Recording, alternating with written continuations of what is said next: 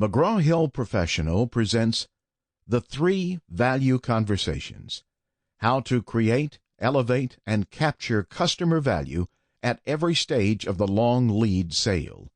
Written by Eric Peterson, Tim Reister, Conrad Smith, Cheryl Geoffrion. Narrated by Jim Tedder. Introduction. The Storyteller. Poor Morton Grodzins. Who? Exactly. Grodzins was a political science professor at the University of Chicago who wrote an article titled Metropolitan Segregation for Scientific American in 1957. In it, he discussed the phenomenon that when enough black people moved into a city neighborhood, white people moved out to the suburbs. White flight was the term for it then. But at what point did white people leave? After just 1 or 2 black families moved in? No, it took more than that. To really inspire an exodus, there had to be a larger number, a tipping point. Did you catch that? More than 40 years ago, Grodzins coined the phrase tipping point and published his ideas about it. He died just a few years later at age 42, and although he was a respected academic, his work on this subject never got much attention. Years later, 2 other professors picked up on his ideas and published papers of their own that expanded on the topic.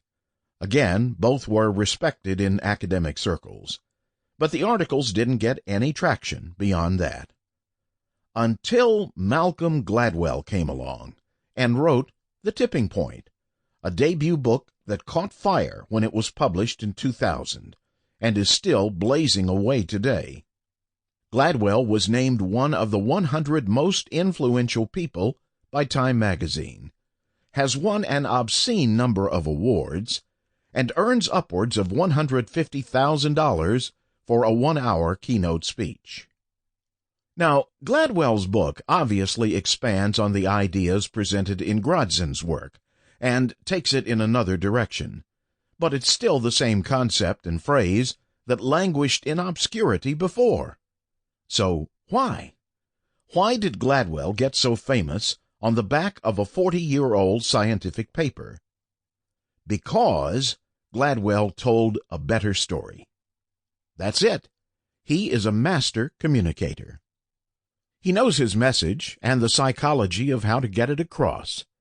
Whether in writing or speaking, the man is great at spinning and weaving and molding his words so that a vast audience will say, "Ooh," and "Ah," and later turn to other people and say, "You should read this book, The Tipping Point."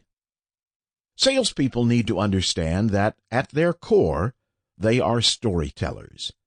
Salespeople who think of themselves as salespeople will fail. Salespeople need a rebranding, and if they're going to succeed, they need to be masterful at their customer conversations. You're telling the story in the hopes that potential buyers will do exactly as Gladwell's readers do, ooh and ah, and poke others in the company and say, "We should listen to this person and do what she says." When you become a master at customer conversations, you can be the differentiation when many products and services appear to be the same. The best story told the best will win. No matter how commoditized you feel your market is, at least most of you are not trying to sell someone a 40-year-old unoriginal idea, the way Gladwell did with The Tipping Point.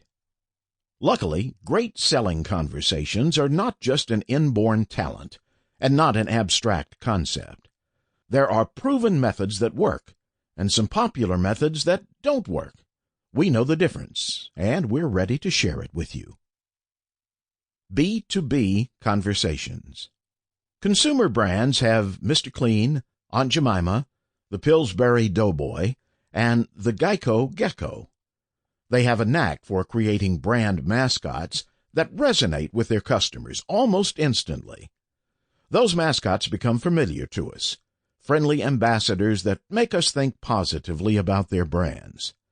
The business-to-business, B2B world, however, doesn't seem to work that way. Sample complete. Ready to continue?